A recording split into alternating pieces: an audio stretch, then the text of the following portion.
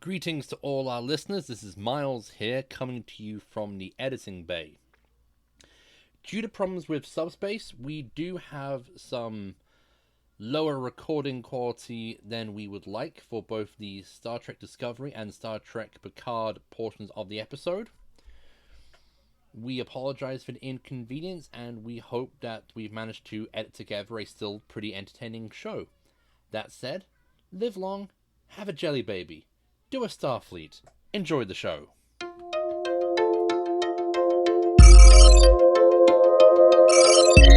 Get the cheese to sick bay. The doctor should look at it as soon as possible. It is the way in which we propagate our species. Please demonstrate how this is accomplished. So, what's next? I don't know. Hi, and welcome to Casual Trek, a Star Trek recap and ranking podcast, brought to you by Nerd and Tie and the New 52. Do you want a worse 90s in your DC comics? Try the New 52. I'm the all-new, all-different Charlie Etheridge Nunn, writer and a Legion of Superheroes 5 years later era fan. And I'm not your father's Mars Reed Lobato, a science fiction writer and a fan of the unit era of Doctor Who, when the Doctor was exiled to 1970s Earth and changed from an explorer in all of time and space to a scientific Camp James Bond with a penchant for fast Edwardian roadsters and Venusian martial arts. And some fancy fashion as well. Oh god, John Pertwee is the fanciest dressed Doctor. If I could pull off crushed velvet, I would be wearing it all the time until literally people would have to have an intervention.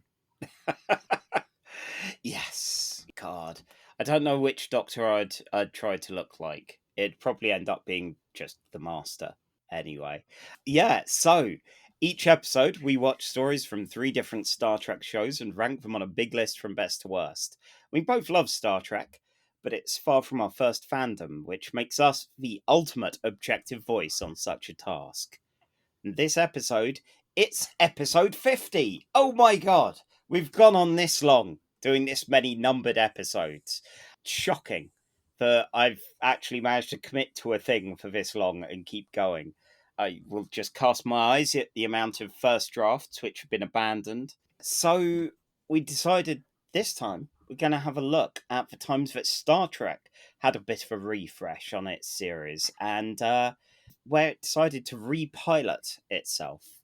So before we do that, Miles, what non-Star Trek thing have you been enjoying? Well, I've been enjoying not looking at my huge, ever-increasing list of first drafts of novels and plan. short stories on my various computers, notebooks, scrawled receipt paper, stapled to my forehead on post-it notes, and bizarrely enough, a haiku shaved into one of my cats. Oh, hopefully the larger cat. Very much the larger cat. Oh, good.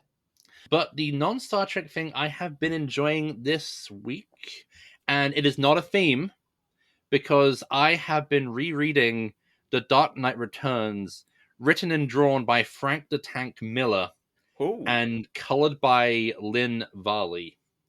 And this is in no way connected to when I reread RoboCop versus the Terminator. It was just like, man, it's been a while since I've reread The Dark Knight Returns. It's one of those books you want to, I don't know, you feel like there are some books you just kind of want to get back to, every 3 to 5 years to see how it has changed or you have changed in the interim. Yeah, Watchmen's another one, of the era that's very much like that. And similarly, groundbreaking in that kind of both did amazing things, but also kind of ruined a lot of what came after comic-wise. How did you find Dark Knight Returns this time? Well, it's a bit weird because I got the newest release from the library, and on the back it has blurb from Kevin Smith where he calls it the Catcher in the Rye of comic books, and that just kind of feels like a strange thing because the moment something is really popular in comics, nearly everyone else is going to try and do it. Yeah. So we've got in the last few years we have one company does something involving zombies, so the other company will do enough. We'll do a big crossover involving zombies. We're seeing that with Marvel doing Blood Hunt, which I Oh, feel is just them trying to cash in on DC versus vampires doing gangbuster numbers, as gangbuster numbers as the big two comics really get these days. And no, you never get like when a book like Catcher in the Rye comes out, you never really see a book being blurbed as the next Catcher in the Rye. that said, aren't we now in the kind of era where when Game of Thrones got big, or when Twilight got big, or 50 Shades got big, there were a lot of publishers going, "Oh, we've got some things either in inventory or."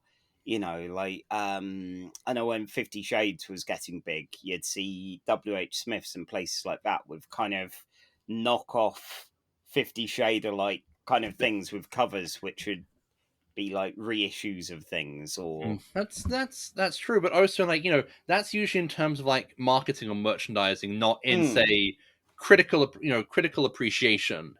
Far be it for me to apparently disagree with Kevin Smith on anything, Eh. but like Dark Knight Returns, it's a good comic. It deserves the praise. I feel that whatever happened to Frank Miller between books 2 and 3, because there's a very evident shift in like the tone and the story when it kind of goes from the it's aged Batman taking it to Gotham to the whole kind of there's all the government intrigue, there's Superman as a pawn of Reagan. The more and more difficult to let slide is that the book, the people who accuse the book of being like fascist rhetoric, I can't disagree with them Yeah. because it very much has it's espousing a lot of the ideas which you see in, let's be honest, the Daily Mail. I only read it for the first time a few years ago after picking up a copy from a charity shop because I felt like I couldn't show my face at the old comic shop where I used to work and go, "I'm buying a copy of this." No, I've not read it before, and I've read it again last year, and it really doesn't like therapy or like mental health professionals at all. They've got a hard enough time in Gotham, let's face it. And then you just basically have Carrie Kelly's parents, who are very clearly being portrayed as like hippies, but you never Mm. see them. You just see like the reeves of their implied pot smoke. Yeah, I forget when it was that Frank Miller got mugged. So I gather he got mugged in New York, and a lot of fiction changed. With a lot of what he did started feeling very much like it was in conversation with that. Mm. And then, of course, he did some very good things, and then vanished, and we never saw anything from him ever again. Yeah, Yeah. it's good, but the older Hmm. I get and the more just kind of politically aware of my opinions and my attitudes, the more I find the book that I disagree with on a philosophical and moral level, which honestly speaking as a leftist is far more than you're going to get from someone on the right talking about any piece of literature or art that disagrees with them with their moral standpoints. It's fine as a piece of work, and I can see why it had such an impact, but yeah, time probably hasn't been too kind, No, ultimately. as a standalone piece of a singular work of art from the 80s, it's good. In 2024, it has not aged very well. So, Charlie, what non Star Trek thing have you been enjoying recently, which I'm sure isn't being echoed in the news right now concerning court cases concerning Australian media moguls who, when they die, I'm on record as saying I'm going to get white girl wasted. Oh yeah, yeah. I recently finished watching Severance, and it's something I started watching with my partner, and we paused and got distracted by something else, and then something else, and then something else, and we haven't really coordinated a good time to either continue from there or start from scratch. So I decided fuck it, I'm going to start from scratch, and watched the whole season in a couple of days. Fucking hell, that show's good. It's like, as someone currently training someone in a job in an office, it was a weird time to start watching it again. I think I was one episode in when I got a message from previous guest star Matt Hardy saying to me, "Have you seen Severance? I'm getting some real Amnesiac City vibes from this." I was like, "Yeah, I'm gonna have to see this now." And there are definitely some vibes, but also, yeah, it's got such a good air of the sinister and the surreal in it, and in a way where by the end of the first season, it feels like the explanations are a lot less weird, but then why are the weird things there? And I'm hoping that's something that will carry us through the second season. Maybe rich people are weird. I mean, they are. They are very weird, and this just adds to that. And, you know, like, again, the more that we enter our millionth year of COVID, our millionth year of Luigi, and all of that, and listening to things like Trash Future and Better Offline, and seeing the way in which tech gets used, and innovation becomes a lot less about actually making anything or fixing anything. Watching a show like this has been very interesting and very good fun. Okay. So yeah, definitely looking forward to season 2, which is January, I think, that it's out. Yeah, and I won't leave it this long before. You're all right. Severance. Yes. No, I just realized I thought you meant Succession. No. With Brian Cox. That's why I was making the joke about Rupert Murdoch. Oh, no, man. no. I mean, Succession's amazing. Okay. I'm pretty sure it was a recommendation before, but yeah. Yeah, I started watching Severance. I've gone about 4 episodes in, and I need to get back to it, but it's really fucking weird. Oh my god, it is Like, so it's brilliantly, gorgeously weird. The last couple of episodes escalate the kind of overplot of it all and have some wonderfully tense moments. Okay, forget the whole naming of the episode being around like the repiloting of Star Trek. Let's just call it Miles is a fucking idiot and be done with it. Because I think that would be the big takeaway. I mean, if you've not seen one of these episodes, then yeah, we can do that. Not that I'll bring that up again. Look, you know, I think after all the completely unfair jokes about your Hercule Poirot-esque head, I'm sure I'm allowed many digs at my occasional stupidity. Wow. So, speaking of which, we have an episode of Star Trek for you to recap. Our first episode is Star Trek The Original Series, Season 1, Episode 1, titled Where No Man Has Gone Before. This was after The Cage, and it aired on the 22nd of September 1966. Written by Samuel A. Peoples, directed by James Goldstone. The UK #1 hit was Small Faces with All or Nothing, and the US had Mitch Miller with The Yellow Rose of Texas.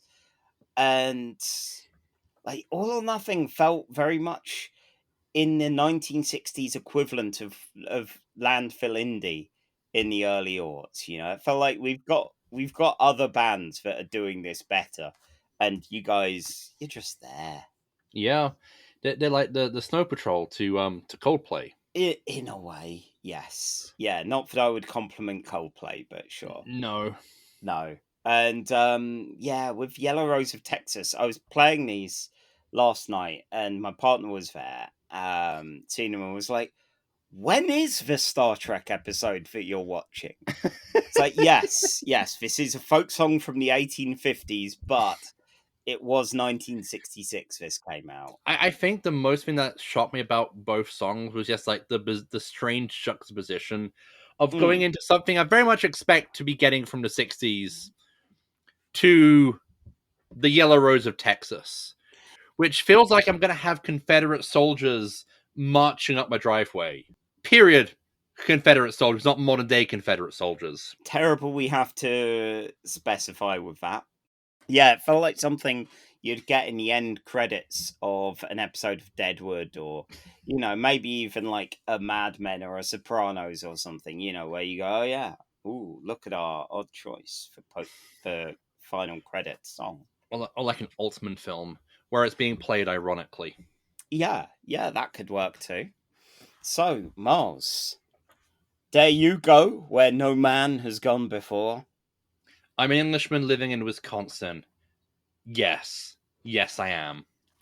Okay, well, your 5 minutes starts now. The Enterprise is on its way to the very edge of the galaxy, which is definitely scientifically possible, and Kirk and Spock are relaxing by playing 3D chess. Kirk wins, much to Spock's, who was being a bit snotty beforehand, much to his frustration, but Spock's clearly planning a rematch, but it's squashed when Kelso, has 2 thumbs and is going to be an important character going forward. That's right, Lee Kelso. He's going to be one of the up-and-coming stars when this show goes to series. He's discovered a distress call from the SS Valiant, a ship that disappeared 200 years ago. As we head to the bridge, we also meet Gary Mitchell, maybe descended from Grant or Phil Mitchell, if you believe that the long-running British sitcom EastEnders is in the same continuity as Star Trek, and who wouldn't? Oh yeah. He's Kirk's lifelong best mate who is definitely going to be regularly occurred in future events, should the show get picked up to series. They discovered a long-lost data recorder of the Valiant and plug it in using, reel-to-reel magnetic tape. It's the 60s version of the future. It turns out that the Valiant was also planning to do the same trip as the Enterprise, but something went wrong with the crew, and the ship self-destructed. But beforehand, the captain was asking for information about ESP, extrasensory perception. Seeing absolutely nothing wrong here, Kirk orders the Enterprise to carry on forward, discovering that there's a glowing galactic barrier that prevents them from crossing any further. Having seen Star Trek V, The Final Frontier, you don't want to go any further, guys. It's just some guy who calls himself God, and he needs a starship. Ship psychiatrist Dr. Elizabeth Denner comes on the bridge to tell us more about ESP and get sexually harassed by Gary. Man, I bet they're going to be the Ross and Rachel of this show, should this ever get picked up for a series. Then the massive barrier buffets the ship, severely damaging it and knocking out Gary and Elizabeth. Gary goes all photo-negative for a second, and then when he wakes up, he has glowing silver eyes. The Enterprise is fucked, mate. Total insurance write-off. The ship's warp drive is out of action with no way to get back to Earth unless Lee and Scotty can find a way to jerry-rig a solution. Meanwhile, Gary's starting to change. Not just his eyes, but his manner and his attitudes. Kirk comes in to see how his best mate is doing, but Gary just comments on how when they first met in the academy, Kirk was just a book with legs. But now, he's starting to read some of the philosophers that Kirk was talking about, and he's starting to think they're kind of beneath him. That's really all other humans. Oh shit, he read Atlas Shrugged, didn't he? Spock has surmised that Gary has gotten psychic powers and enhanced extrasensory perception, just like what seems to have happened with the Valiant. But with these new powers is coming an increased belief that he is godlike.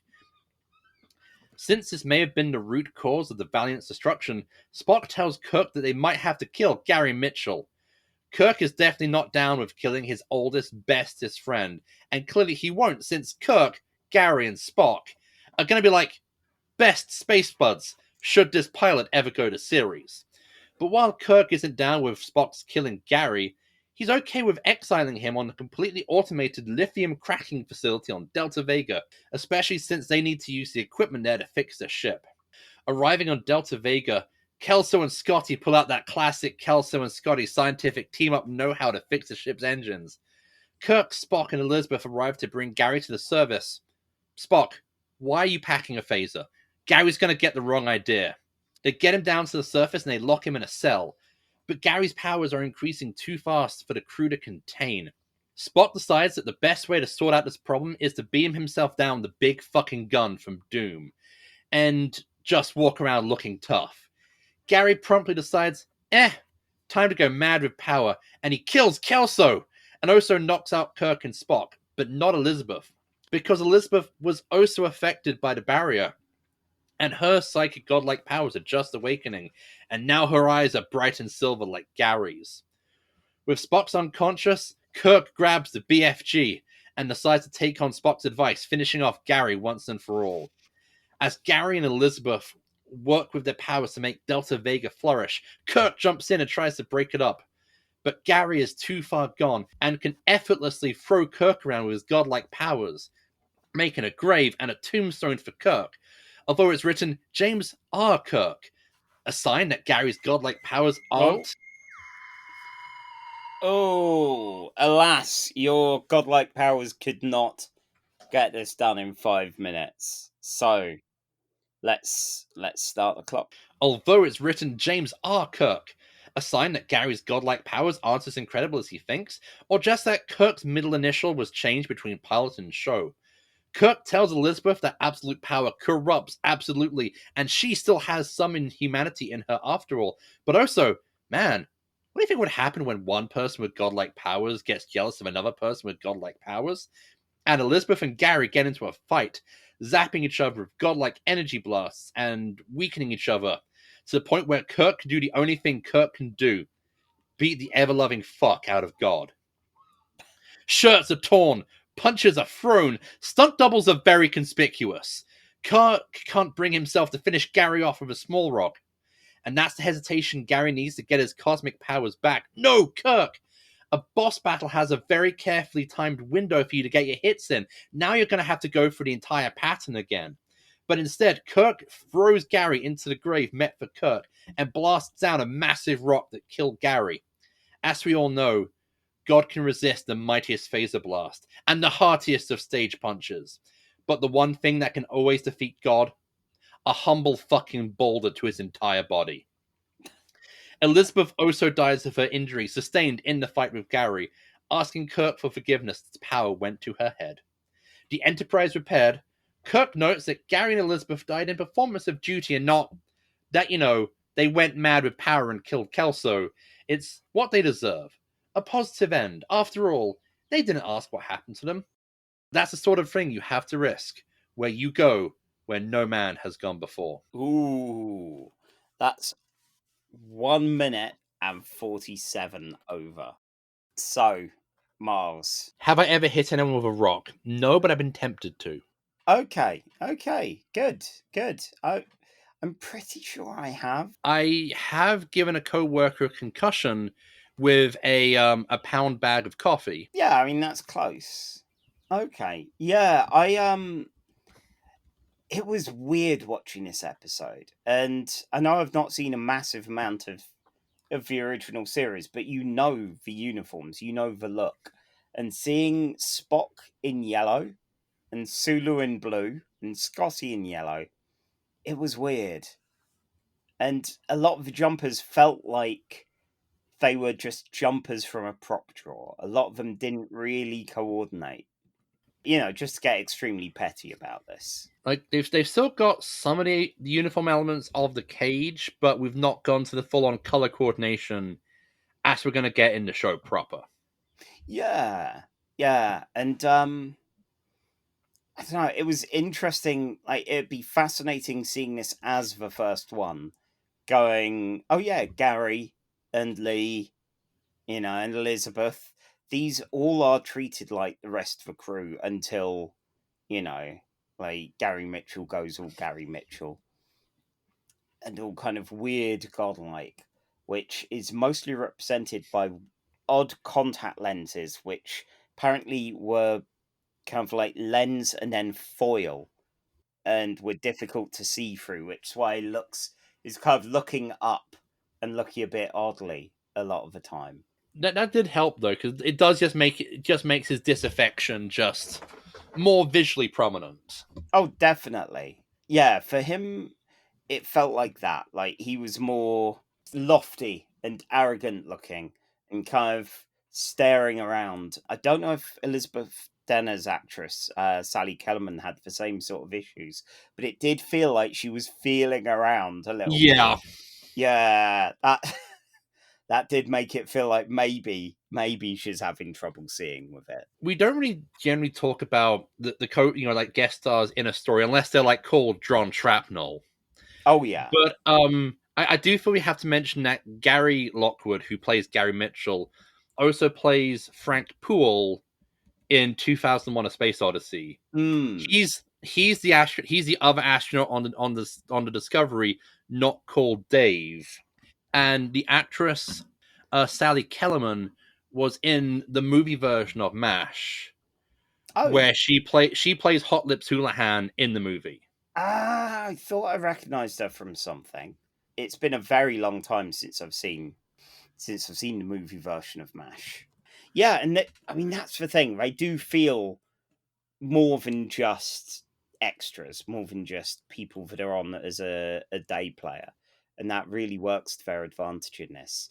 Who does seem like a day player, however, is Yeoman Smith, who apparently was hired because Roddenberry wanted to get off with her. Of course. and no offense to Andrea Drom, she brings that energy. She's there. That's about it.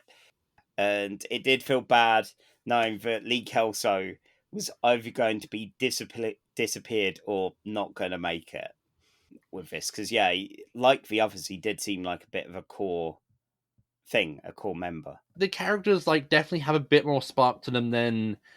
Okay, how would you compare this to The Cage?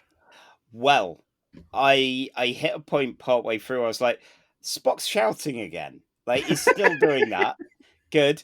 I think as a plot, I don't know. Like both have that. Science fiction still looks like Lost in Space, and that sort of thing. Kind of feeling to them. This felt like they had a bit more of a sense of the ship, and a bit more of a sense for crew and what style they were going for, even if the overall plot of The Cage allowed them to do some more fun science fiction stuff. How about you? I do like a lot of The Cage, but I definitely feel that what I think makes Star Trek works is a lot of what they've started to hit on here in When No Man Has Gone Before. Because, like you said, you do get more of a sense of the ship-ass community. You have more of a sense of of the characters. Whereas with Pike, the only really thing we know about him is that he's getting too old for this shit. Yeah. But with Kirk, well, there's potential with Kirk. That's the nice thing with him. This is someone who's earlier in his story arc rather than, just a slightly jaded old guy who means the best, but it's like, am I past it currently? We get to see all the different aspects of Kirk. We see that he's potentially smarter and more cunning than Spock, who they haven't nailed down the Vulcans are hyper-intelligent bit yet. Spock is very prissy at the start. It was kind of enjoyable. Yes, yeah, they capture that dynamic really well right away with those two. And even the end, the closing moments are between them as well, and the kind of Spock going, oh yes, I do feel things and all that. It's like, yeah, you do, mate.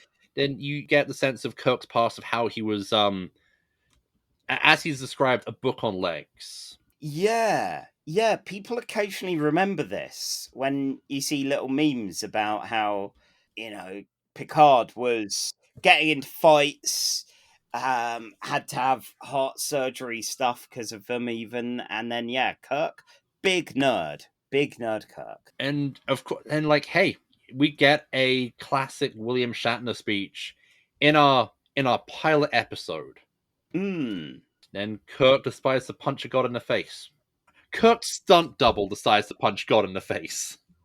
Yes. I mean, it's a common thing in Star Trek that, if God is involved, the Enterprise and the captain of the Enterprise must best them. Although, in this case, by the sounds of it, it was something that Samuel Peoples didn't want in the script. Roddenberry put in and then said, we got picked up because of that fist fight.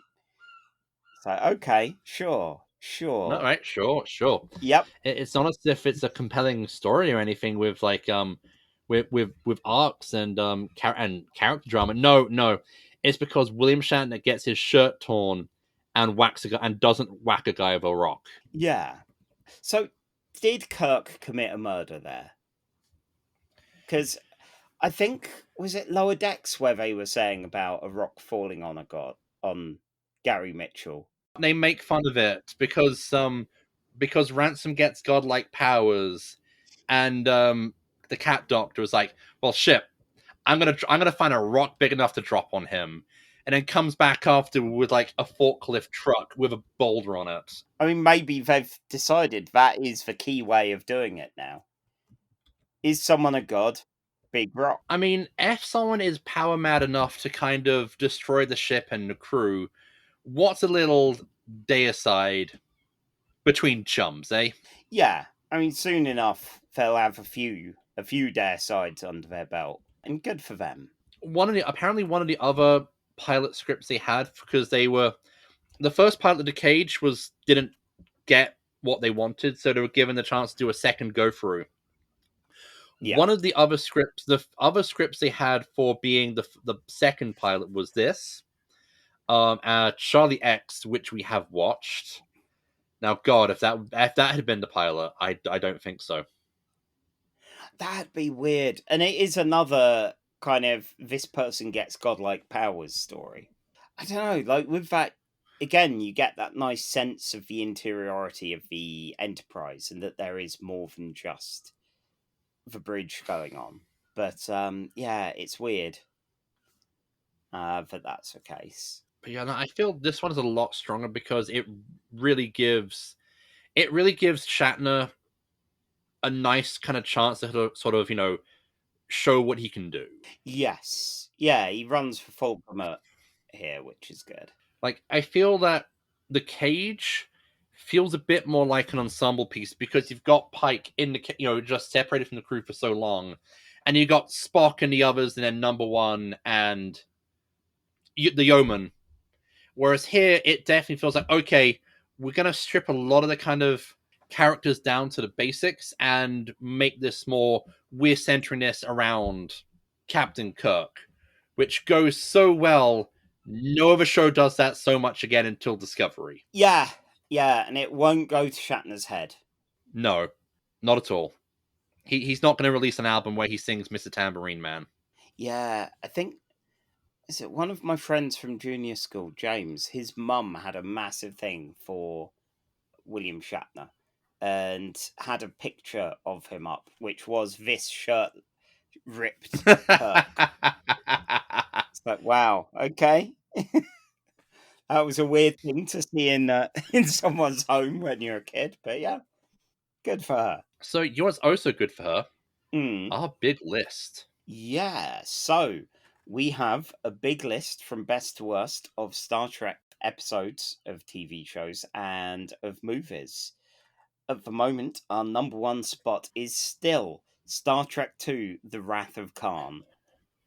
At the 50th place, we have Enterprise's Carbon Creek. At 100, we have, oh my god, Enterprise again, with the emotion zombies of Impulse. And then finally down at 120, we have Strange New Worlds' Lift Us, Where Suffering Cannot Reach, with the child killing machines. So, you know what would be a funny thing about number 100?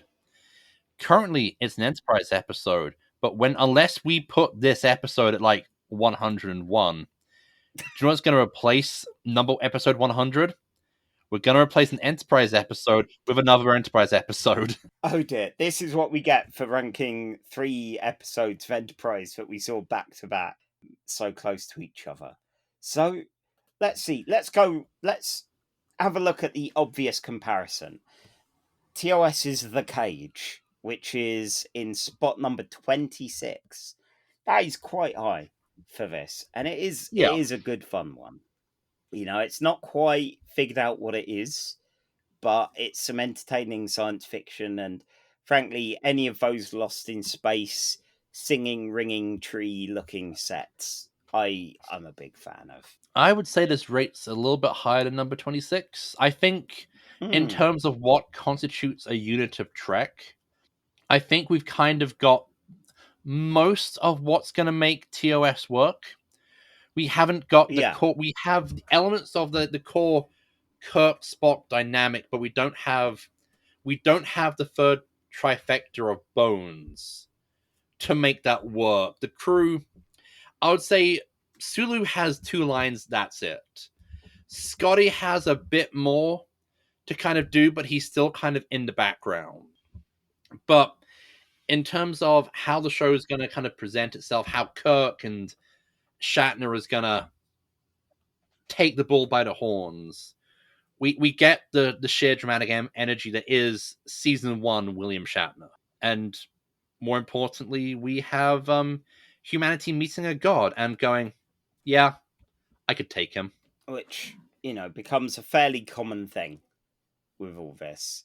So, above that, we have TNG's Pegasus, which I admit I've had to remind myself which one that is, but that's one with Captain Picard Day and old Locke from Lost going on a bit of an Ahab style quest. Ooh, I am actually looking at number 14, Q Who. Ooh. I feel this one rates higher. Like at number 13 is the motion picture where the crew of the Enterprise meet another godlike being, but they don't try to punch this one. It's too big.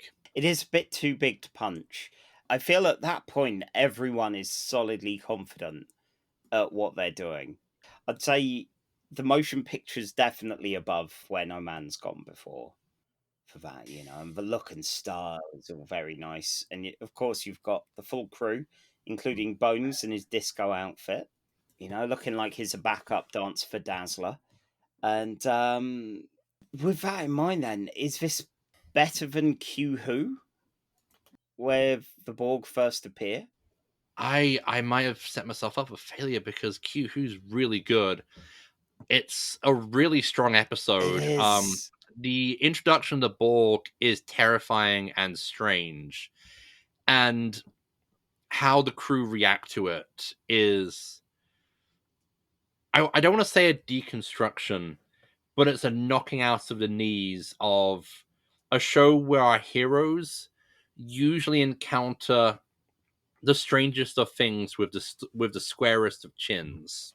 Yeah, and that confidence, that kind of knowledge that they are right and good and doing everything properly and all Yeah. that. But yeah, with that, okay. So I think, especially because slightly more modern, kind of later Berman Braga Trek is all about, so much ends up being very Borg related, whether it's Voyager, whether it's every season of Picard, until morale improves. Yeah, that kind of makes it quite a foundational unit of Trek. So I think Q Who possibly better, but then above Necessary Evil, which again, fantastic episode. But this is, as you say, it is that kind of unit of Star Trek thing. I would say this is like Gene Roddenberry's idea of Star Trek condensed into a 50-minute episode. Yeah, definitely. And as much as I love Necessary Evil, which is our current number 15, because I do love me a neo-noir, especially when the protagonist is the grumpiest bastard in space, I might have to put this in terms of Trek.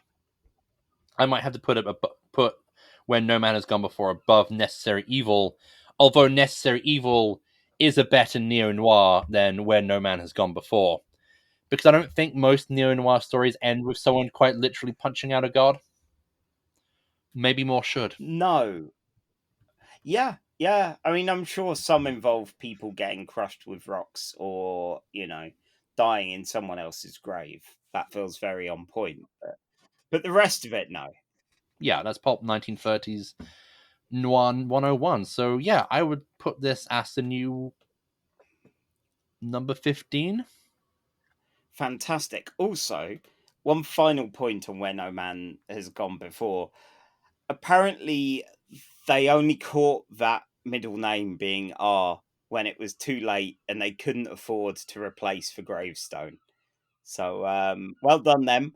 Like, I guess you could headcanon it that maybe Gary didn't actually know James's like Kirk's real middle name and made a stab at it. But I'm sure if we Googled this into like memory beta, there are probably 50 Star Trek novels which explain this continuity flub. It's like definitely. it's like, it's like, who would misspell Ferengi? I know who would do that, Miles. Isn't it the person suggesting a Nog episode, Miles?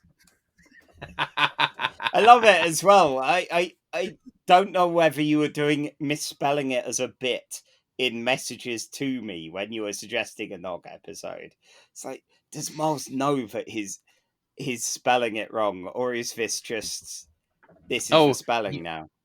Oh, you don't want to know how misspelled Anomaly is in my recap of Picard in an episode's time.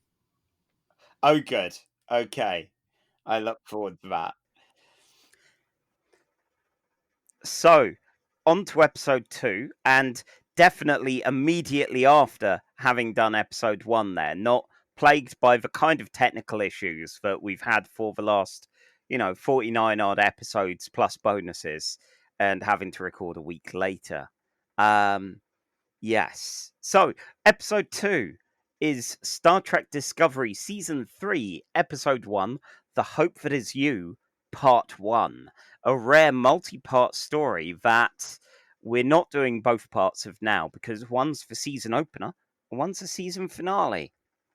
This one aired on the 15th of October, 2020.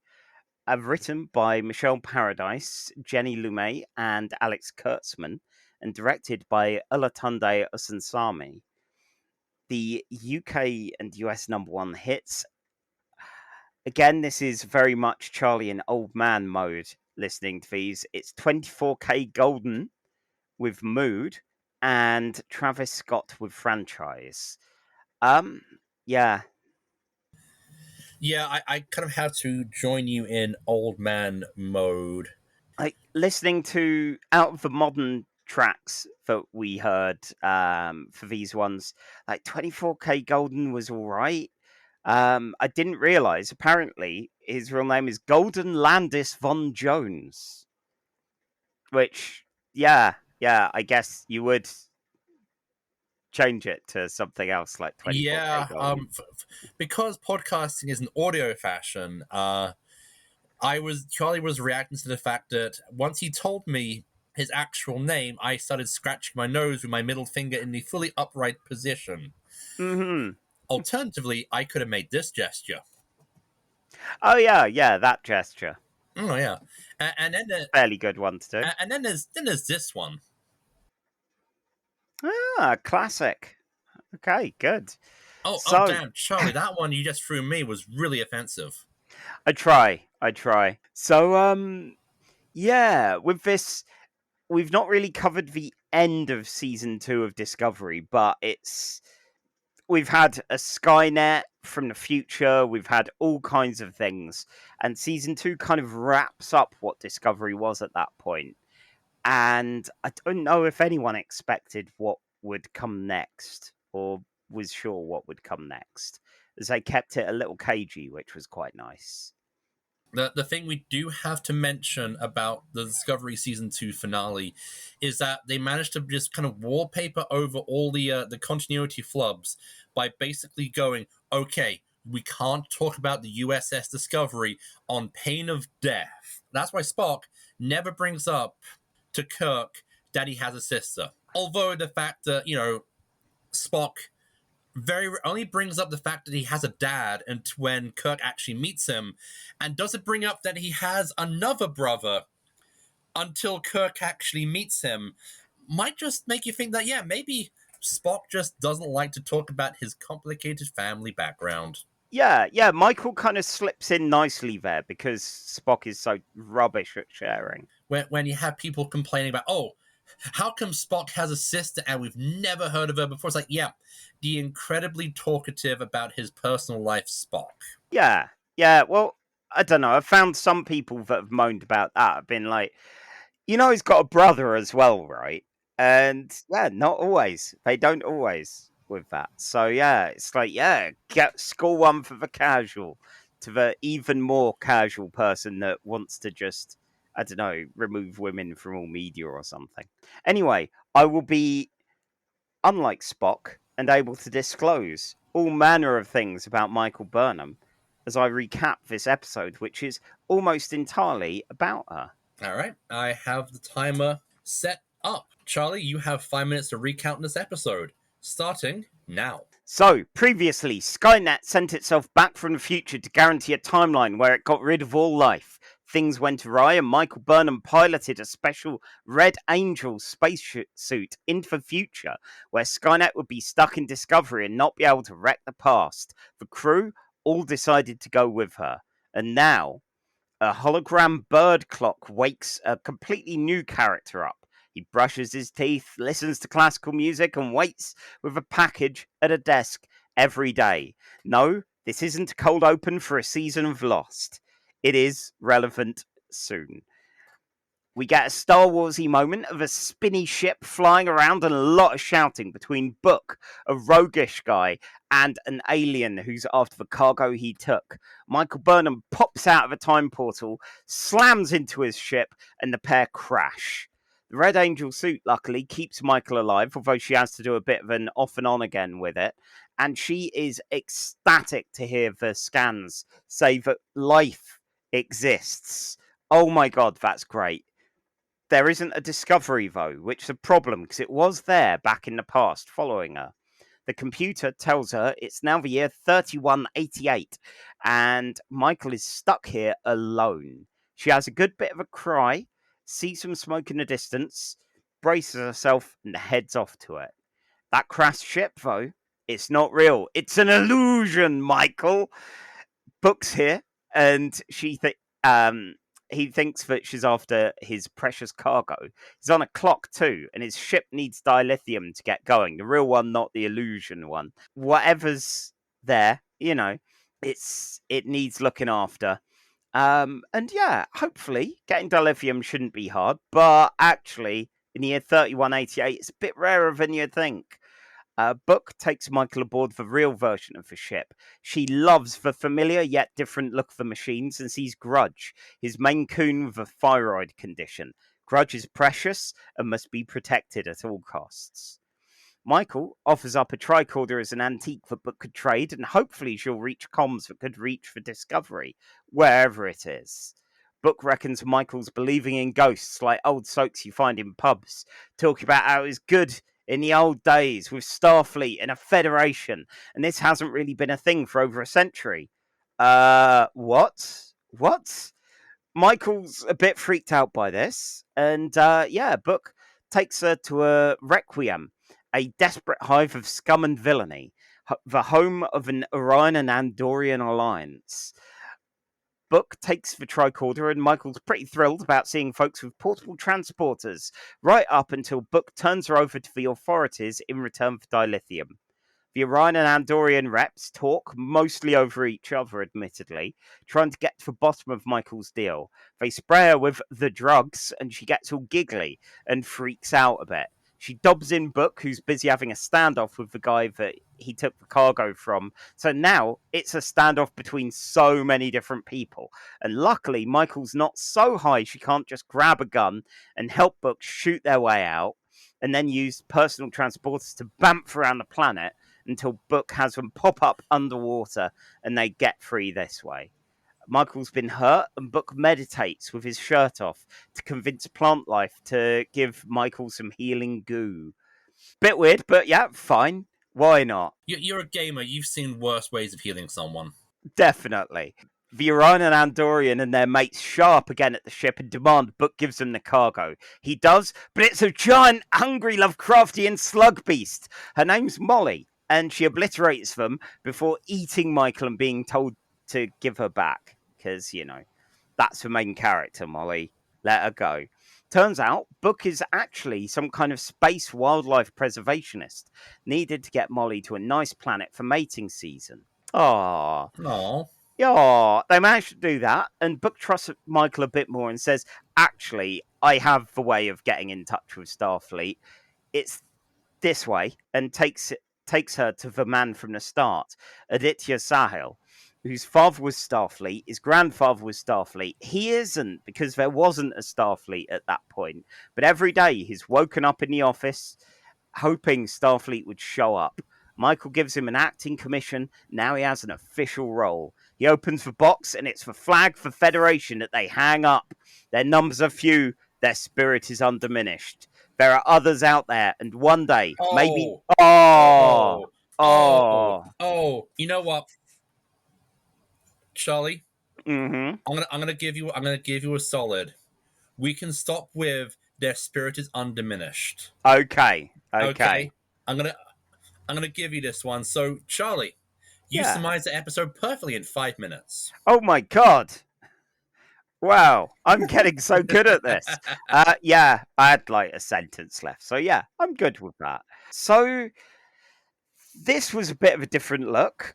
Miles, how much of a Star Wars fan are you? Oh, are we allowed to say on the Star Trek podcast how much of a Star Wars fan I am? Is it a non-casual level? Let's put it this way: I have an early printing of Splinter in the Mind's Eye somewhere under my desk with Alan Dean Foster back when Luke and Leia were clearly hot for each other. Ooh. And two of the comics that made my trip over from the UK to the US was the 2-issue Dark Horse Star Wars Devil Worlds comic, which recolored and reprinted some of the Alan Moore penned shorts backup strips from the Marvel UK Star Wars comic. So yes, wow, I would say I am very much a casual Star Wars fan, and as such, I clearly despise it. Of course, like all good Star Wars fan. Exactly. I used to be a massive Star Wars fan as a kid. Seeing my first Star Wars film in the same night as I saw my first Star Trek film, I was obviously doomed to a life of being a nerd. But also, Gamlis had a bunch of Return of the Jedi action figures really cheap in bins when we were little kids. So we had a ton of them, a lot of which all of which I opened from the packaging, a lot of which I used modeling like scalpels and paint to make my own characters out of. Which I would always blissfully tell people when I was working at the comic shop and they were talking about the value of Star Wars toys. So yeah. And then I fell away from it after watching the first for prequels and playing the X-Wing miniatures game, got back into it. And yeah, similarly, from having gone Force Awakens, all right, Last Jedi, fucking hell, they did Star Wars really well. And then just staring confused at my brother, who was looking equally confused at me during the final film there. I was pleased we could get in the cinema next to each other to mostly kind of go, what? What is this? God, I remember the drive back from seeing it with Rihanna and our friends Claire and Drusana, and the atmosphere in the car was just sort of like, that was a movie. That was definitely a movie. I'll be honest, having rewatched The Rise of Skywalker, it's still the weakest of the 3 sequels. Yeah. But given how difficult just making a film is at the best of times, the fact that they had so much stacked against them in losing Carrie Fisher, who was going to be the heavy focus, rewriting the script, getting rid of the director, because either they just had to change directions or the Book of Henry flopped embarrassingly bad. Take your pick. The fact they had so much against them and still managed to make a film this incomprehensible by the original release date is in its own way admirable. Yeah. I don't hate it, but even when I watched the film in the cinema, I was like, okay, I want to see the hour of the film they clearly had to take out in the final edit, because it's so evidently there. It's such an odd one for that. Like you were saying, yeah, it's very much a film. And yeah, it has the features of a film, like actors and locations and people say words and there are special effects and there's music. but so much of it just feels so like baffling. It feels like, it does feel like, even if they say they weren't going to, it does feel like J.J. Abrams and Kathleen Kennedy wanted to kind of backtrack to kind of Definitely. deal with the admittedly, personally undeserved hatred of Last Jedi. And in trying to make a film that pleased everybody, they made a film which pleased nobody. Yeah. And admittedly, that the one moment of the film which really stuck with me is the bit when C3PO steps up to make the big sacrifice. And you're like, okay, this is the last film. This is the guy who's kind of been the cowardly comic relief throughout the entire series. To have him be the one to step up and go, if I don't sacrifice myself, then everything we've been through has been for naught. And then immediately they start using it for comedy by having, he's amnesiac C3PO. And then they have R2D2 like reinstall his backup. Like then there was no, then the drama is just completely gone. The one almost serious attempt to make the film resonate, you just immediately wrote out because you didn't have the stones to kill off C3PO. At the end of the day, I feel my reaction to initially watching the Rise of Skywalker can be summed up in one of my other favorite moments of the film, which is Poe's reaction to General Hux being the traitor. Because I almost feel that it is Oscar Isaac. Oh yeah, Oscar Isaac. His frustration with the film is just summed up in a simple disbelieving what? Yeah. God, and now one of the main things that he'll be remembered for in that is the somehow Palpatine returned kind of meme image that you see. Anyway, somehow Michael Burnham returned to the future, and I admit I saw this and was like, fuck, I'm on board. Okay, you've got this grimdark future like a Star Wars, like any number of science fiction TV shows that go, oh yeah, it's this grim hive of scum and villainy. It's you've got a grim dystopian kind of wasteland where a central character who sticks to a very clear moral code of freedom and democracy, trying to make the world a better place. Do you want what science fiction franchise this sounds like to me? I mean, I've read a couple of 2000 AD strips like that. That's right, Blake 7. Oh dear. Oh dear. Here we go again. Yeah, worth it. Anyway, powering through. Yeah, that idea of someone who is trying to provide a Star Trek solution to a grim science fiction future is great. There's years ago there was an article on Overthinking It when they used to do actual written posts, which was a blank solution to a blank problem, specifically about a James Straczynski quote about NASA sign that said, never apply a Star Trek solution to a Babylon 5 problem.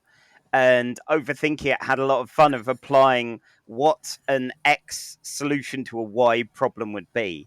And one of the things of Star Trek Into Darkness feels like Star Wars solutions to Star Trek problems. And this feels like Star Trek solutions to Star Wars problems. With my deep-seated love of Babylon 5, usually the Babylon 5 solution to a problem was that John Sheridan snuck a couple of nukes onto something, didn't tell anyone, and then nuked the bastards with a surprise nuke.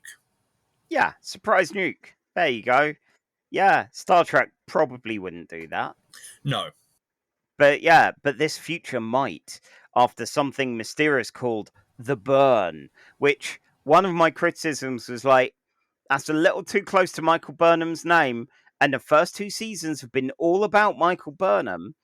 Don't get me wrong, I love her in this because she's allowed to feel, she's allowed to express, she gets some daft moments when she's all on the drugs, and she's got obvious chemistry with Cleveland Booker. I think one of my favorite moments of Michael Burnham is when she's high on the drugs and she says, I have this friend Tilly, don't give her this. Yes, yeah, that was good. Yeah, because we don't see anyone else from it. So seeing those little mentions, those little kind of, yeah, this is still that world. This is still, it was an obvious move and a right move, really going, oh yeah, it's Orions, it's Andorians. You've seen them all over the place. You've seen them in the original series, you've seen them in Enterprise. It makes sense to go, oh yeah, these are around in your future hive of scum and villainy. There was some real fail son energy from that Orion as well. He was like someone's shitty offspring that was there. And I think he might be. What, Donald Trump Jr.? Well, I mean, again, he's got that energy. It was interesting. I think my big negatives are, yeah, ultimately that it's like for CGI is going to go massively kind of upwards for this, as instead of having computer panels, everyone's wavy hands with post-production kind of things. And as nice as it was seeing Michael's wonder at it, it was like, oh no, it's going to seem more incomprehensible than whatever pattern stuff people were playing around with on Michael Okuda's The cars. yeah, the Elcars thing.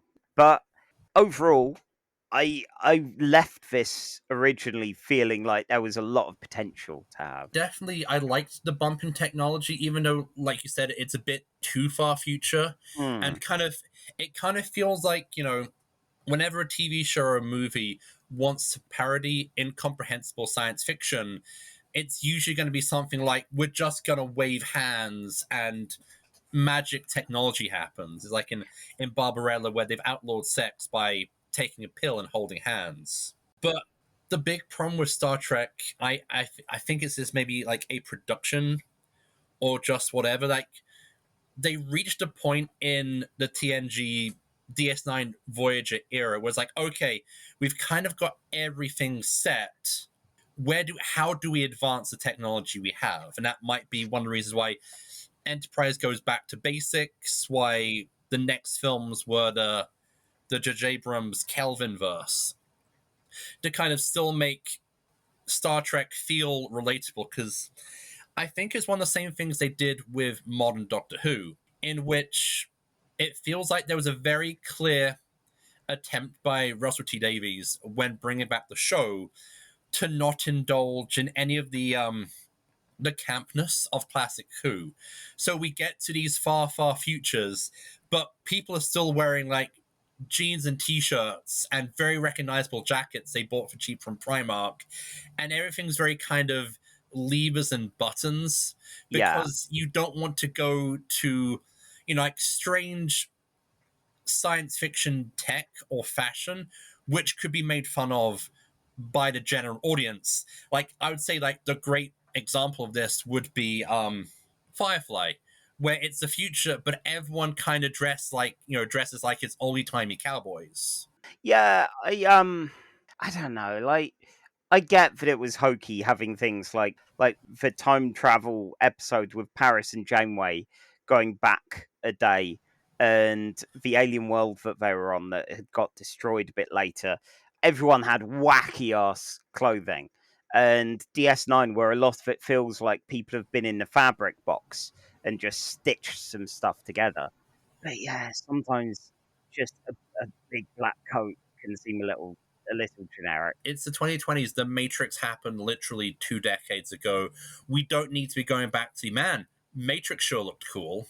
Yeah. I mean, God, as someone that was 20 when The Matrix came out, so many people, especially so many gamers I knew, all dressed like they were in The Matrix. Yeah. There was a kind of standard weird geek man clothing kind of thing at conventions I went to, which was Matrix coat, bit of a cowboyish hat, maybe a cane, and a bottle of like some ale or something. And that was. Are you sure it was The Matrix and people weren't just showing off their Dresden Files cosplay? No one should do that. No one. But yeah, like, it's nice this summer seeing a lot of people in nice patterned shirts and all that. It's like, yes, wear some color. Yes, good.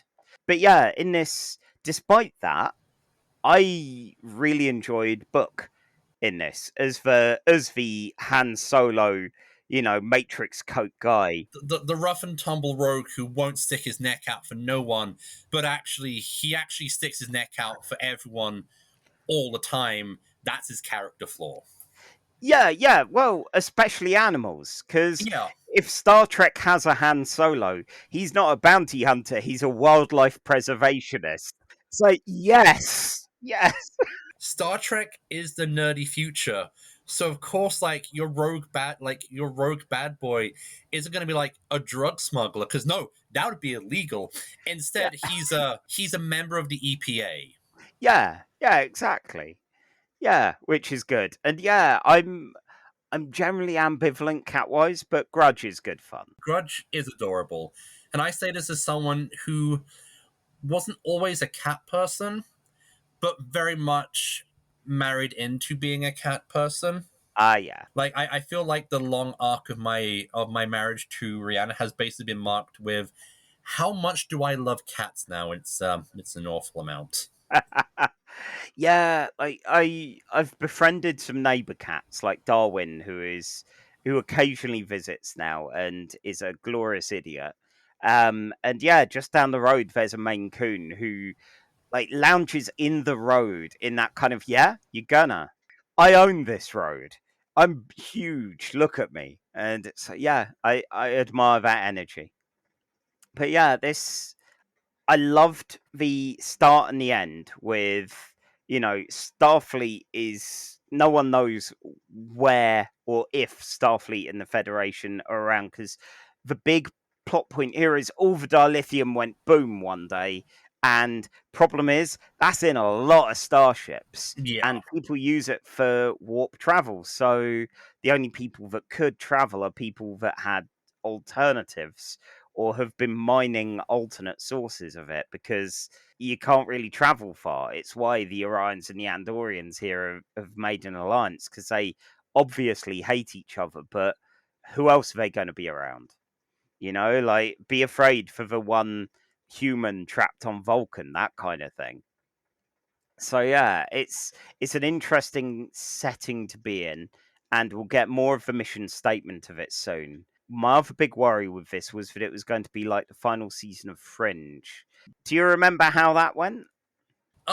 Yeah, I Fringe is an interesting show because I swear Fringe reboots itself about 3 or 4 times. About every season. Like, yeah, I think like the big one was at the end of season 3 when Pacey from Dawson's Creek literally retcons himself out of existence. Yeah. And then we get the dystopian future where like the bold bad guys have taken over. Yeah, it was that thing where it had this dystopian future. It's like, this isn't as fun or interesting as the middle seasons, but it's all right. It's all right. And then we'll undo all of it anyway. And so that's fine if it's an episode or a two-parter.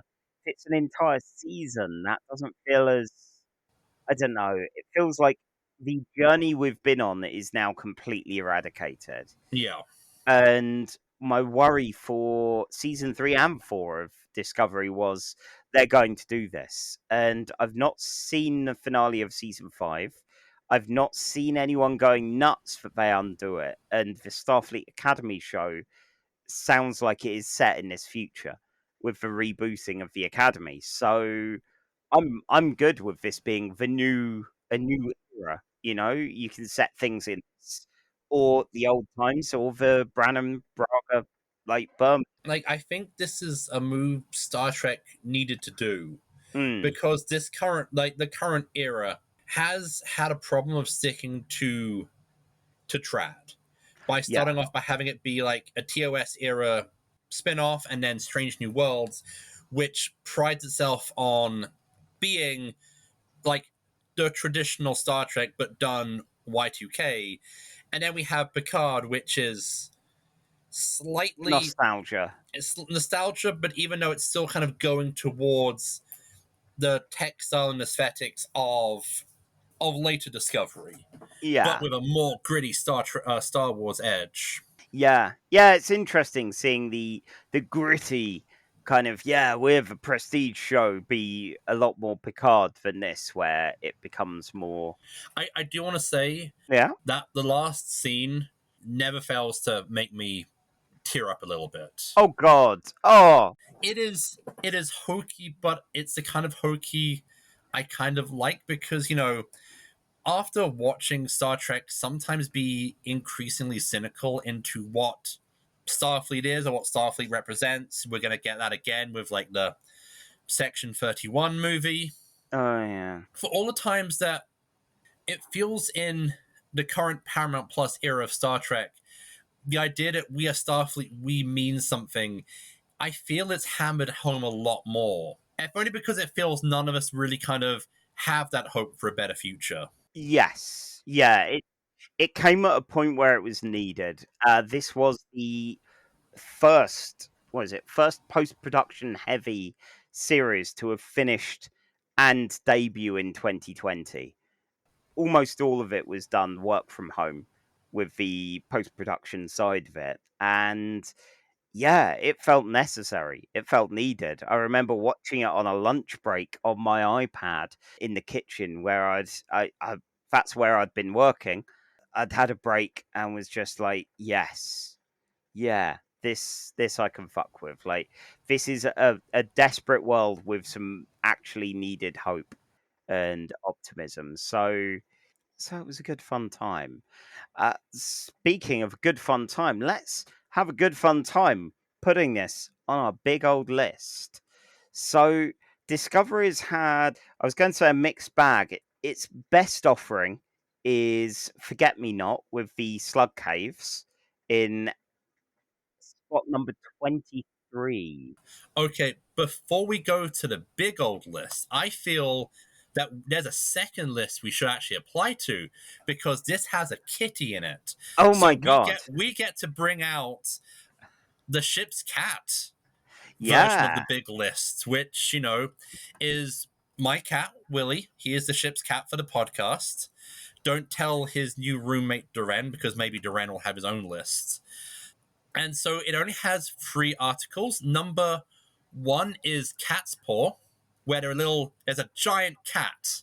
And then number 2 was all of Lower Decks, because it has a cat doctor. So where does the first appearance of Grudge rank on Willie's copy of the big list? That's a good question. How does Willie feel about this? Hang on a second. Yeah, need to confer. Yeah, how do you feel, Cat?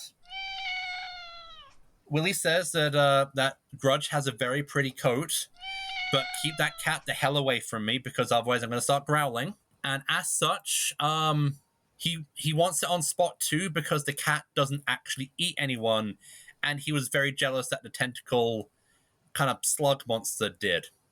Okay, that makes sense. Which, legit.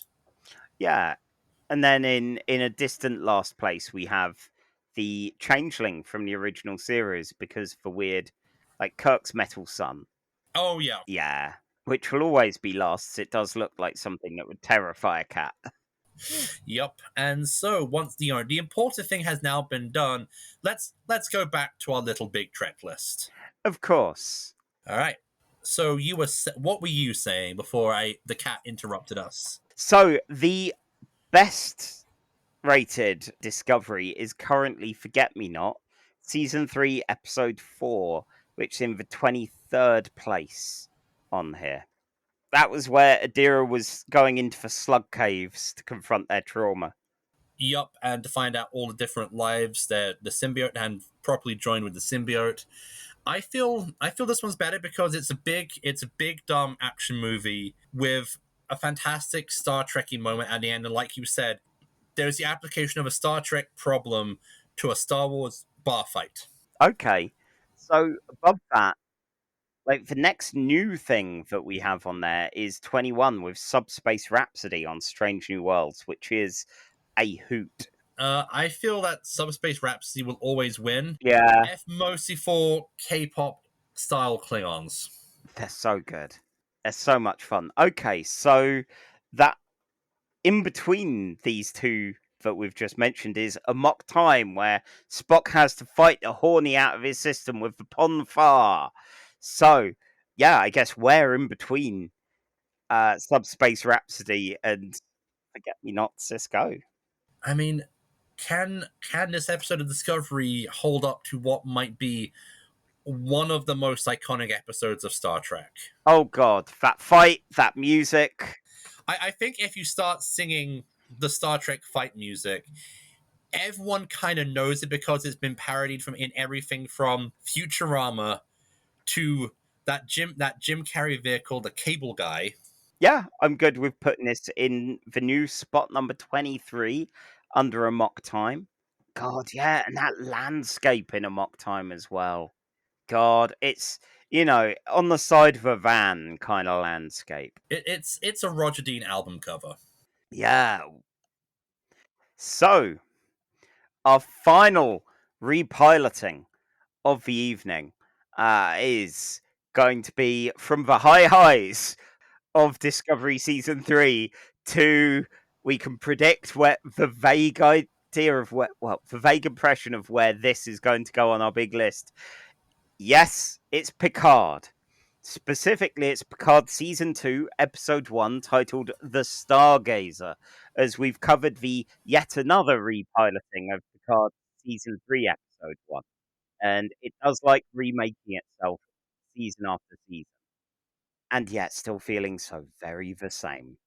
Aired on the 3rd of March 2022, written by Akiva Goldsman, who autocorrect keeps changing to Akira Goldsman, and Terry Matalas. It was directed by Doug Arniakowski, and both the UK and US number one hits were the cast of Encanto with We Don't Talk About Bruno. I have now seen that track, and I have not seen the film. It's a bit odd out of context. The film's fun. Like, the song's catchy, but like you said, you need the context of the film to get why we don't talk about Bruno, because it's vaguely inferred in the song that the reason why we don't talk about Bruno is that Bruno can see the future, and it's always horrible for people. Yeah, I don't know. Like, there's a style of music with Lin-Manuel Miranda where some of it can be fun and some of it can grate a bit. And yeah, I'm sure it's going to be fine when I get round to seeing it, because we are now at, is it Atlantis? Oh, Atlantis, the Lost Empire? That's for one. That's as Okay. far as Emma making me watch all of the big ticket Disney movies were. So we've got Lilo and Stitch next. See, Lilo and Stitch is fun. Atlantis, the Lost Empire is, I would say, out of that kind of late mid golden age period of Disney, that's one of my favorites. It's so pulpy. It's a fun pulpy adventure. I think Mike Mignola did like some of the designs. Yep. Claudia Kristen, who plays Ivanova in Babylon 5, is one of the characters. Michael J. Fox just has that kind of all-American charm in his voice. Yeah. It's good fun. But yeah, this means that at this pace it'll be a couple of years before I see Encanto. But do you know what it won't be a couple of years until? I had to talk about Star Trek Picard. Yeah. We picked this one, and yeah, then I realized after going, yeah, I'm picking this, and Miles will cover two of them, that it was your turn for a Picard. So yeah, it's always my turn for a Picard. Funny that. oh dear. Well, yeah, you've got 5 minutes, so order some tea, Earl Grey hot, and make it so. We're on a Starfleet spaceship, and it's under attack. Stuff's going boom. On the bridge, Picard gives the order to self-destruct as a female-sounding figure with green tubes and technology is watching. Oh, Seven, Raffi, and Rios are there as well. Final scratch. Freeze frame. Hello, I'm Captain Picard. I'm sure you're wondering how I got into this predicament. Credits! 48 hours earlier, Picard is chilling at Chateau Picard, and everything seems a lot livelier than it was at this point in the last season. He's got himself a nice fedora instead of that taxi driver cap. It's the end of the wine growing season, and while celebrating with his Romulan housekeeper and eternal unresolved sexual tension, Laris, who, while still mourning her dead lover's Jaban, is really wanting a slice of Admiral Picard's sexy bald head, and pushes him on what does he want? A life amongst the stars, or someone to share it all with? Why has Picard chosen to be alone? He fobs her off by talking about duty and the need to keep moving that he can't ever stop. Picard leans in for the kiss, but he can't do it. And now it's all awkward and weird, and he's getting flashbacks to his traumatic past involving his boyhood and his mother. His mother always telling him to look up at the sky.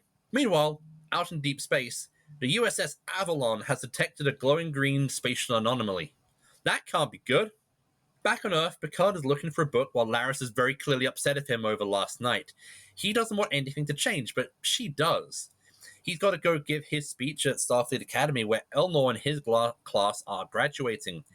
He talks about time being the final frontier and that there are no second chances. Picard, I've seen Tapestry. I know very well that there are second chances.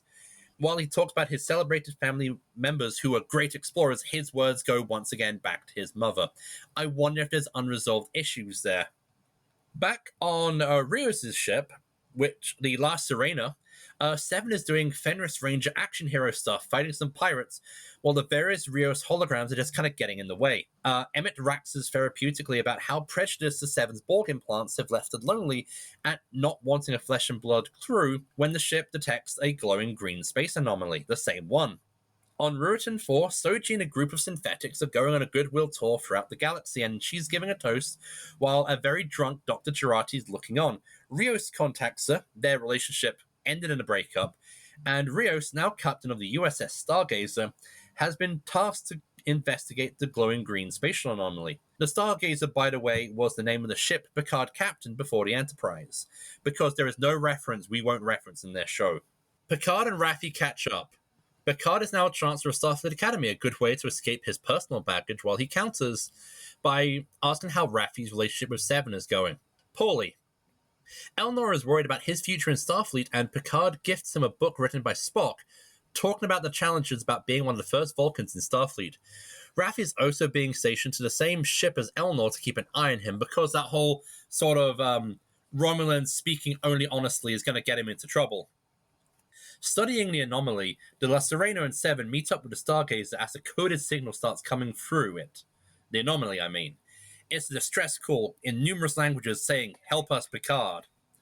Picard teleports to a bar outside LA called 10, which is run by our old friend, special guest star Guinan.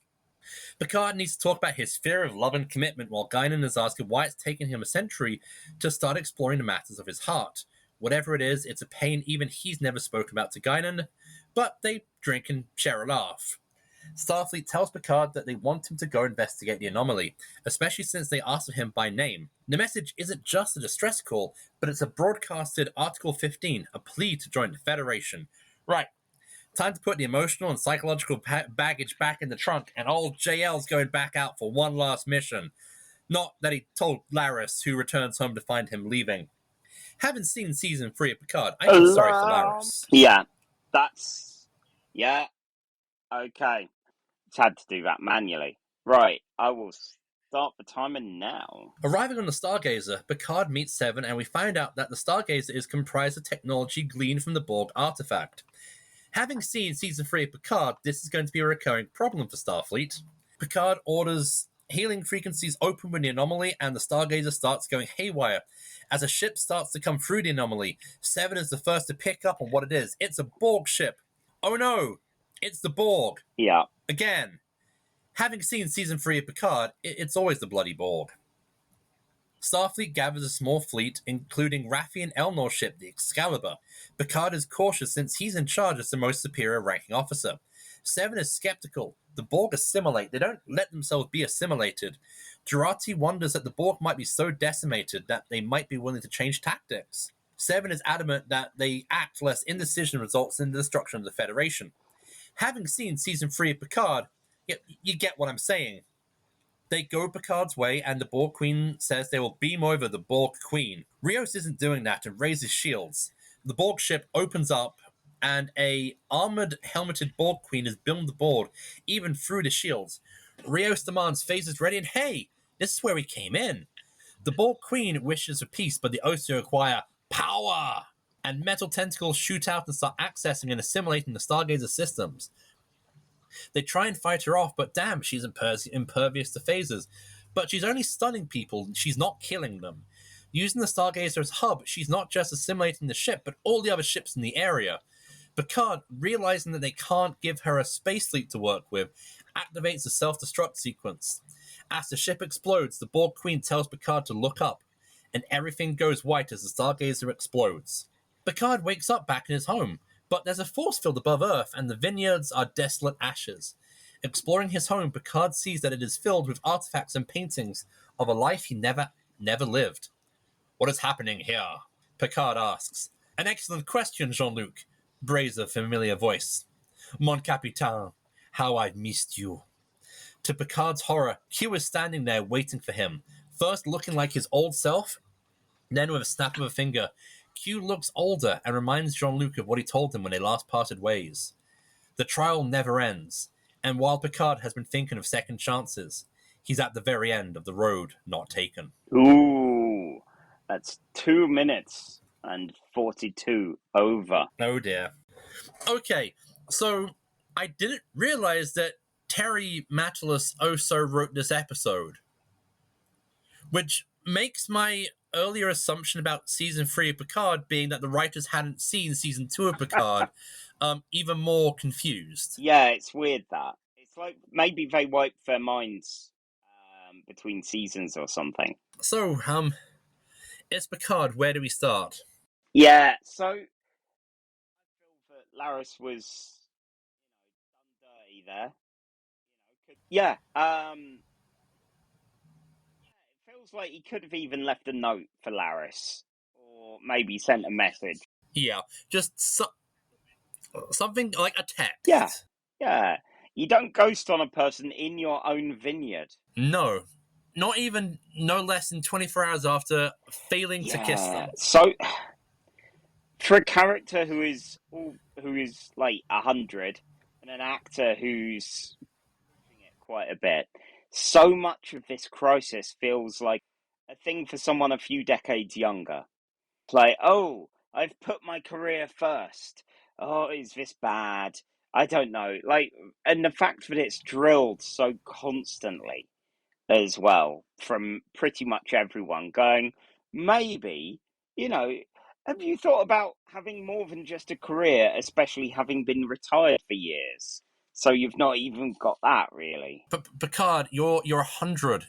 Now is not the time to start thinking about a 5-year plan for the future. Yeah, and he was a little rough and a little shaky in season 1, and he's only going to get more so. So yeah, seeing kind of, I don't know, the level of crisis feels like something, I don't know, maybe you'd get an action hero that did a bunch of action movies and is coming back 10 years later to it, not someone, in 2022 reprising their role from the early 80s. It's a bit of a funny one. Like, I don't question Patrick Stewart's skills as an actor, but it's just like, yeah, this feels like a weird tangent to take. Especially since we've had Picard deal with like his mortality and the life of his family in like I think like generations. But again, it just feels like while I get why you probably have like the looking back, but it's weird that the looking forward feels a bit sort of generic. But then again, having your big hero having to deal with like the dark secret of his past is also pretty tropey at this point. Yeah, it's painfully generic. And I've often joked with season 2 about, did you want to see the grim, dark, traumatized past of Jean-Luc Picard? No. Like, we know a lot of his issues and a lot of his baggage already. We didn't need an additional thing of, why has he never been able to settle down apart from in that imagined life where he did settle down at that point, and like maybe it's just not a person that's ultimately going to end up with someone that's not a starship. Yeah, it's like we clearly see that, in the world of Star Trek, people who make it to captain usually don't have space in their personal lives or anything else. Like, I think Cisco is like the one exception because he has a kid.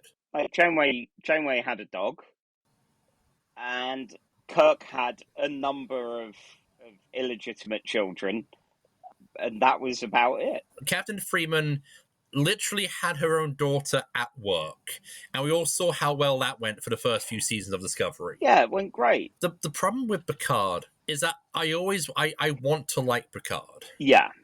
And every time we have to rewatch Picard, I remember why sometimes liking Picard feels like a chore than actually something I'm legitimately excited for. Like, season 3 was fine, but even when it wasn't so heavily fan wanky, when it went really fan wanky, it's just like, oh, okay, all right. Yeah, I think Raffi was better in this than she was in season 1. Like, she feels both a bit more self-assured and less like she's been beamed in from a completely different TV show, where she was all like, yeah, I'm this boozy mess who's going to talk about that rogue JL who, punch any admiral that he sees, or... We're going to show how edgy I am by space vaping. Yeah! As well, Rios, who liked Rios, both the human and hologram versions. I assume that's not a real cigar he's allowed on the bridge. I don't know, because I think, don't we see Shaw having a cigar at some point in season 3 of... Oh, God. Maybe it's just like, that's just the thing. It's like the ultimate in smoking. Yeah. By just having it be like completely real but except like with none of the harmful carcinogenic aspects, or probably none of the narcotic addictive aspects. So, like my personal opinion with vaping, which is, I'm sure it's healthier, but you look like more of a tool. God, yes. Yeah, some people looking like they're smoking a sonic screwdriver, that kind of thing. Yeah, I wonder if someone like Shaw maybe got the rules changed to go specifically a virtual cigar is fine on the bridge if you're a captain, maybe an admiral as well. There's bound to be some that fancy a good cigar, and I might get promoted one day. Yeah, I mean, I'm sure like if it's like your occasional thing, but I remember this is the season they write out Rios. So I think he's like my favorite new character created for Picard, and not just an old character brought back. If only because of the collection of holograms who's been pared down to 1 in this season, unfortunately, because the different Rios holograms were one of the highlights of season 1 of Picard, especially when Raffi has the little therapy session with all of them in the holodeck. Yeah, it was a fun gimmick. Agree with Rios. Like, Raffi, I've mentioned my issues, and Jurati, I like Alison Pill in Scott Pilgrim, and her as like a drunken mess scientist. You want someone kind of older and more jaded. You want someone that would be up there with Pulaski in season 2 of TNG, or Jet Reno in Discovery. You want someone who gives across boozy wreck, and Alison Pill just doesn't convince. No, it doesn't help that, like, I think we've spoken before how the Paramount Plus era shows feel like they've made it a mission statement that, whereas kind of like in Burnham and Braga era Trek, you had to have the one character who was, quote, the one female character who was quote unquote the sexy one. Be it like Troy, 7 of 9, or Kira's increasingly form-fitting catsuit throughout the history of DS9. That to kind of redress the balance, you have to have a female character who's the kooky one. Like, you have it with Tilly in Discovery, and you have it with Nurse Chapel in Strange New Worlds. And I don't know, I just kind of just sort of, and then it's like she beams on and it's immediately personal drama on the bridge. Personal drama, seeming like she's probably drunk on the bridge and stumbling around. And so, oh no, this is embarrassing for everyone. You know who would have put up with this on the bridge of his ship? Old J.L. Picard. Oh my god, yeah, JL wouldn't have any of this. Like, although maybe with the Jean-Luc of this series, or perhaps he was lighting up when he was young with didn't. Like, between every episode, he just has a cigar. I don't know, I wonder if maybe he'd have had a pipe. No, he does look like one of those Sherlock Holmes pipes. Like a really ornate curved pipe, not like a small northern farmer. Like, oh god, like it's what doesn't help this season is having seen season 3. Yeah. Because watching this one, as you may have noticed my recap, I'm like, okay, we're gonna see that they're gonna just repeat this. Like, it's the Borg again, but not as trying to do something new with it. Yeah, and they're networking things again, just like they will do next season. I like that overall it will end up being something that isn't solved just by hitting those Borg. But while some of the reunions were fine, luckily we won't get much more Elnor. Spoilers for whenever we deal with that, but yay. And no offense to the actor, I just don't care for it. It's the accent. The Aussie accent's very off-putting. I feel thing with Elnor just feels too much like Lord of the Rings elf. I know we will meet some of that secret order at some point in Discovery, so they're canon, they exist. But the order's so secret, they're even more secret than the Tal Shiar. They're secret +2. They're even secret organization. A lot of the stuff is it's just setting up for the season to come. Yeah. Like, we're putting the pieces in play. You don't have a very strong beginning, middle, and mission statement as, say, Discovery, or just showing us how the show is going to be going forward with Where No Man Has Gone Before. So you are in that odd kind of Netflix/HBO where you've watched the first hour of the show and you're thinking, in movie pacing, we've just kind of seen like the first 15 minutes if this were a film, or a 2-part episode of like a 90s Star Trek. Yeah, we're at the cold open. Like, it's lovely to have like John Delancey just kind of steps in, and even after the actually pretty good CGI de-aging job is done with, and he's old Q again. He's Q up to his he's Q up to his antics immediately. Yeah, he's got that scamp aura about him, but it's always good. Where everyone else is very kind of treating us like we're watching The Expanse, John Delancey's like, right, okay, all right, we're back on Star Trek. I remember how this goes. Yeah, it would have been nice if there was some more wacky Q bullshit. But yeah. So, where on the board should this go? And I've kind of got my floor and ceiling of Picard Season 3, Episode 1 and Picard Season 1, Episode 1. Which, there's a sizable chunk. Let's see. Season 3, Episode 1, The Next Generation, is at spot 80. And Picard Season 1, Episode 1, Remembrance, is at spot 119, which is just a few spots away from spot number 122, Strange New Worlds, Lift Us Where Suffering Cannot Reach, where there's a goddamn child death machine maintaining utopia. It's a metaphor for civilization /capitalism /man is Ursula K. Le Guin, a great writer. So yeah, it's not as good as The Next Generation, the Picard episode at number 80. Yeah. It's definitely not as bad as the first one. Like, it moves faster and a bit less maudlin. Do you know who we didn't talk about once, but was fun to see? Whoopi Goldberg back in the hat as Guinan. Yeah.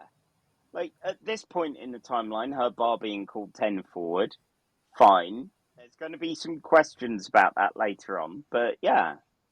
Yeah, she was alright. Maybe the bar being called 10 Forward on the Enterprise is a callback to the bar she runs on Earth.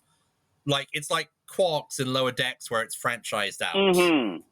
Or maybe like Guinan's just one of those people where whichever bar or cafe or whatever she is maintaining at the time, that is now 10 forward. Yeah, we'll find out more about 10 forward. I forget you've not seen most of this. No, because I'm a casual fan. I'm a casual fan whose executive dysfunction has executive dysfunction. So, Encounter at Farpoint. That's, a few spots up at 107, additional benchmark. We are never. I swear it's been 50 episodes, but we're never going to get beyond Encounter We at Farpoint. really aren't. So, is it better or worse for Encounter at Farpoint? Another Q episode. Oh, this is worse. Yeah. Like, Encounter at Farpoint isn't great, but it's also fun. And that's really the problem with this episode. Like, and I think a good chunk of Picard isn't fun.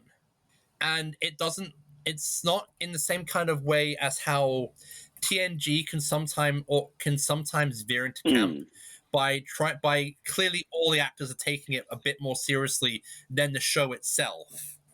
But everyone's taking it very seriously. So seriously. Well, and that's fun Picard with 2 of 1, where there's a bit of a musical number and about half of a heist because we're so decompressed. And then above that, at 109, is More Troubles, More Tribbles, where we have a triple body horror episode. And I think More Troubles, More Tribbles is so much better, so much more fun, and even with the incredibly limited animation, manages to give you some fantastic sight gags. As in Kirk sitting down in his captain's chair and finding a larger and larger tribble, to the point where there is a giant tribble shaped like the size of Rover from The Prisoner in his chair, and Kirk just stand there looking annoyed, going, "I think I'll stand." Yes, yeah, that's definitely more fun. Like that's what that's what Picard needs. Tribbles. No, it would be a grim pondering of the tribbles, and maybe a quick callback and nothing else. So, More Tribbles is better. 2 of 1, I would say, is better, just because it's a heist. People get to have fun. It's a heist. We get a musical number. I'm good with that. And below it is 100 at 112 is Enterprise Season 1, Episode 4, Strange New World, singular, where Trip gets racist off space pollen. Yeah, it's a difficult one. Strange New World isn't good, but it's better than this. Yeah, I'd have to agree. Like, that paranoia, the Star Trek-ness of it feels higher. And I think at some point, Porthos takes a piss against a tree. And Trip says when no dog has gone before, you're like, "Oh, yes, here's some life, some actual life, a joke that has been set up and lands." And then we've got the Caretaker from Voyager. I think the Caretaker might be better.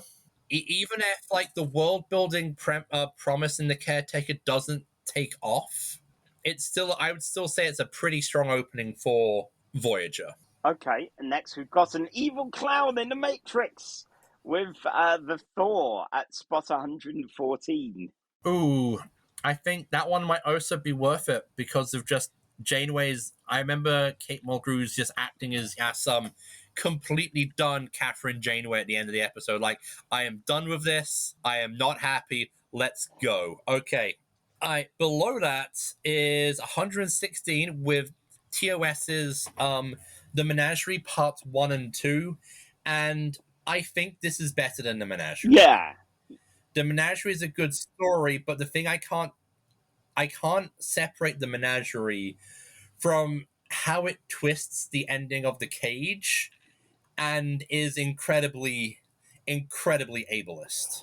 Yeah, The Menagerie was one that I'd heard about, and as a Pike fan, even before Strange New Worlds, I wanted it to be better than it was. So that would put it at 116. Not the worst episode of Picard on our list. Nope. That's the best we can give it. Sorry, Picard. One day, who knows? We might find an episode that's in the top 50. Maybe. It'll probably be because Worf does something funny in season 3 of Picard. Probably. Or actually, I think I know what it might end up being. Here's my prediction. It's a season 3 Picard. Is it the one where they do Wrath of Khan? No, that's the entire show. Look, we've established this. We have Wrath of Khan at home. It's the one after they do a Wrath of Khan, when they're stuck in like the black hole or the void, and they gravitate the nebula, and they think they're all gonna die. Yeah, that was good.